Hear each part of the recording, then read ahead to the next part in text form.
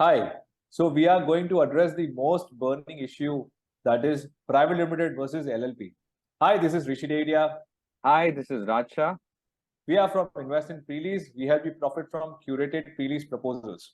So today we have a very dynamic personality amongst us. Let me introduce her. Krupa Joisar, a company secretary and fellow member of the Institute of Company Secretaries of India and LLB graduate from the Government Law College GLC Mumbai.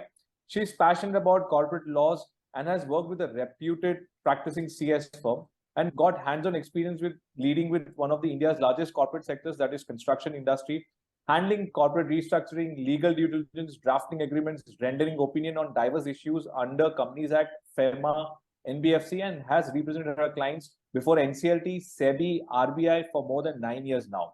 She has a passion and commitment towards her work and thus empowering her firm and all the stakeholders. We welcome Krupa. Thank you for being here. Thank you, Raj and Rishi, for such a wonderful introduction.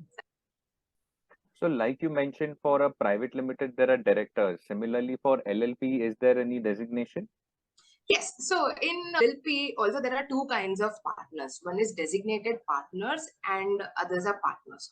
Okay. So in your LLP agreement, very well, it is defined that what kind of activities your designated partner will do and what activities a partner will do. But when it comes to the roles and responsibilities and liabilities, it's not different. It's same. Because you are considered as a partner because you are working together to accomplish the objective.